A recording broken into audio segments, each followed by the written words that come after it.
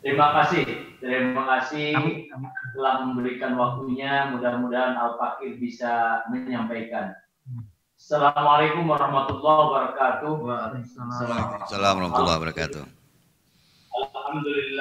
Alhamdulillahilladzi amarna bitta'ah wa amarna biittihadil ummah wa nahana 'anil ma'siyah wa tafarruqi wa tanazu'i fi kitabillah. Asyhadu an la ilaha illallah wahdahu la syarikalah wa asyhadu anna Muhammadan abduhu wa rasuluhu la nabiyya ba'da. Allahumma shalli ala sayyidina Muhammad ibn Abdullah wa ala alihi wa ashabihi wa man tabi'ahu ila yaumil qiyamah, amma ba'd. Al-mukarramun wal muhtaramun, para syekh, para kiai, para ulama, para habaib, para tokoh, dan mudah-mudahan kita termasuk ulama yang disebutkan innama yakhsyallahu min ibadihil ulama.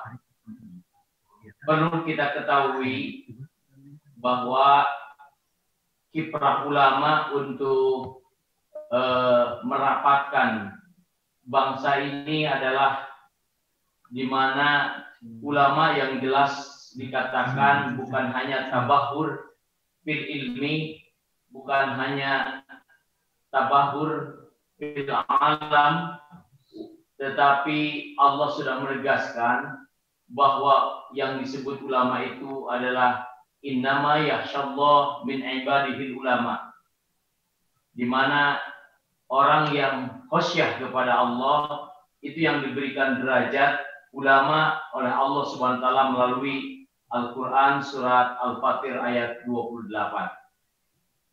Sudah barang tentu tadi sudah disampaikan oleh para masyayikh bahwa al-ulama warasatul anbiya. Ulama itu adalah pewaris para nabi. Sedangkan nabi tidak mewariskan dirham dan dinar, tetapi Nabi hanya mewariskan Al-Quran dan As-Sunnah. Sebagaimana yang disebutkan di dalam hadis, taraktu fikum amrayni ma in tamassaktum bihima lan tadillu abada, kitab Allah wa sunnati rasulih. Jelas ketika ulama punya derajat khosyah kepada Allah, pasti dia akan melaksanakan apa yang diwarisi oleh Rasulullah SAW, yaitu kitabullah wa sunnati rasulih. Kalau kita lihat, Al-Fakir pernah baca di mana nidom itu di dunia ini ada 3 nidom yang diakui. Yang pertama adalah di mana yang disebut nidom islami, aturan Islam. Yang kemudian ada juga yang disebut nidom raksumali, aturan kapitalis. Yang ketiga adalah an-nidom ilmaniyah, di mana nidom ilmaniyah adalah sekuleris, kemudian an-nidom liberali, dan kemudian an-nidom syu'ai, komunisme. Yang kelima ini yang tentu harus dilaksanakan oleh kita sebagai orang yang mengaku beriman kepada Allah Subhanahu wa taala adalah nidom islami. Nidom, aturan, konun yang diturunkan oleh Allah Subhanahu wa taala kepada Rasulullah sallallahu alaihi wasallam, yaitu Al-Qur'an. Karena tugas kita adalah ibadah sebagaimana dalam surat Ad-Dariyat 56, wa ma khalaqtul jinna wal insa illa liya'budun. Tidaklah kami ciptakan jin dan manusia terkecuali untuk beribadah kepada Allah. Perlu diketahui bahwa kita diberikan satu hari itu 24 jam oleh Allah Subhanahu wa taala, dan 24 jam ini harus menjadi ibadah kepada Allah Subhanahu wa taala. Sedangkan tidak mungkin kita bernilaikan ibadah kalau tidak berdasarkan suatu perintah. Sehingga kita mempunyai yang disebut kalimat thayyibah, la ilaha illallah Muhammadur Rasulullah. Dan dari kalimat thayyibah tersebut terpancar ada 3 yang disebut rukun hayat, arkanul hayat, rukun hidup. Yang pertama ada wijhatul hayat, tujuan hidup. Tujuan hidup ini kita harus mempunyai, karena kalau kita tidak mempunyai tujuan hidup, maka ibadah kita atau 24 jam tidak akan menjadi nilai ibadah bagi kita. Yang kedua adalah yang disebut hitotul hayat, program hidup. Karena seorang mukmin yang mengaku dirinya beriman kepada Allah Subhanahu wa taala sementara tidak mempunyai program hidup, maka naudzubillah min dzalik, tidak akan bernilaikan ibadah dalam hidupnya. Yang ketiga dari wa asyhadu anna Muhammadar Rasulullah, maka turun terpancar yang disebut thariqatul hayat, doktrin hidup. Nah, ini doktrin hiduplah yang harus kita laksanakan, di mana sesuai doktrin hidup itu dengan thariqatul hayat itu harus berdasarkan nizamul Islami.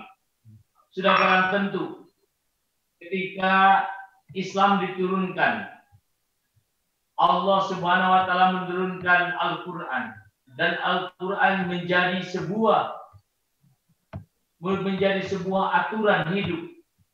Ini yang harus kita laksanakan. Kenapa demikian?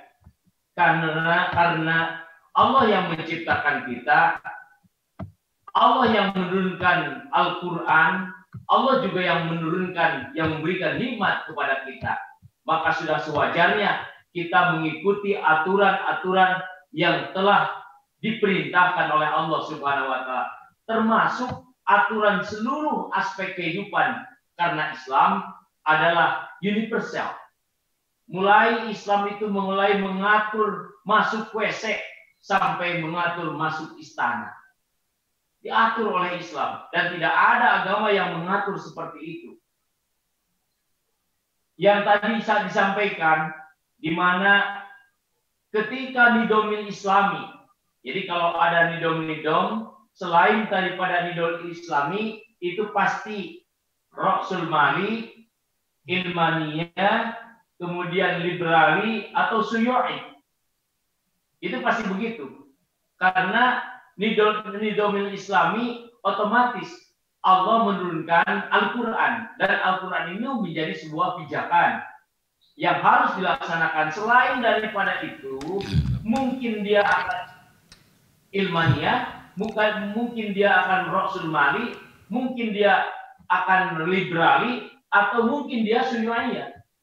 Selain daripada itu, nidamul Islami. Nah, nidamul Islami inilah yang memakai aturan-aturan yang sudah ditentukan oleh Allah Subhanahu wa taala.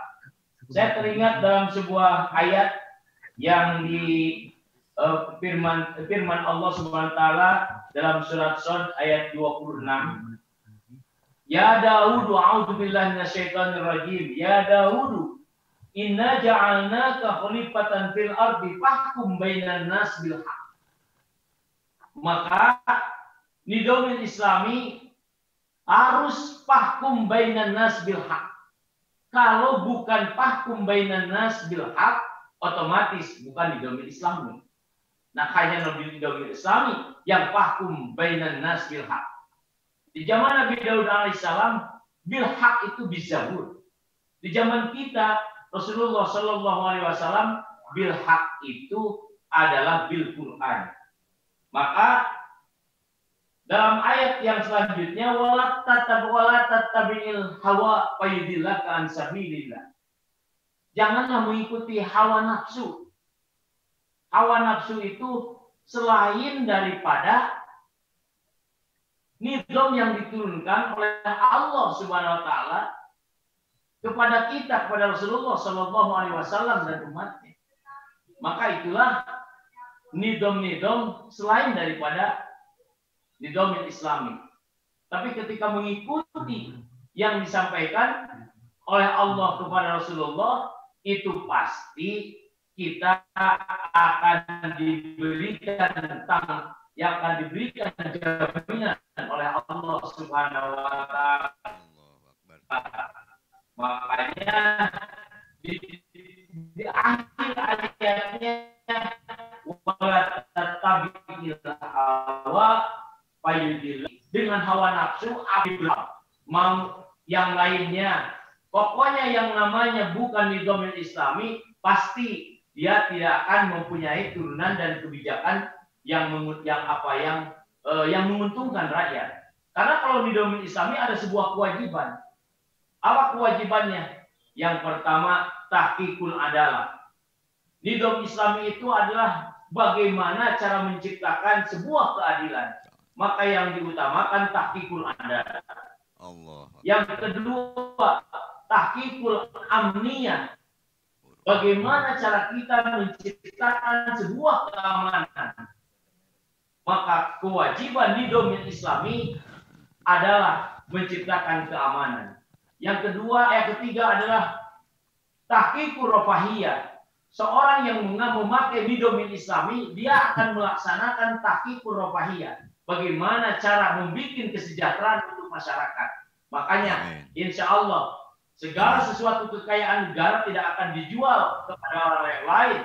Karena insya Allah negara, kewajiban pemimpin. Dan yang terakhir, yang minimal 4 ini. Yang terakhir adalah tahqiqu ubudiyatin nasi li rabbil alamin. Bagaimana cara nizam Islam mengajak ibadah kepada Allah Subhanahu wa taala yang mengatur alam. Karena kalau kita tidak ibadah kepada Zat yang mengatur alam, naudzubillah min dzalik, banyak kejadian bencana yang harus kita nafsi. Barangkali kita jauh daripada nizam Islami. Itu barangkali yang perlu saya sampaikan. Dan otomatis segala nizam selain daripada nizam Islami, maka sepatutnya kita tolak. Di dunia ini yang disebut nizam Raqsul Mali, ada nizam ilmani, ada nizam liberali, ada nizam suyu'i, dan yang kelima ada nizam Islami. Selain daripada nizam Islami, maka seluruhnya kita Allahu Akbar. Assalamualaikum warahmatullahi wabarakatuh.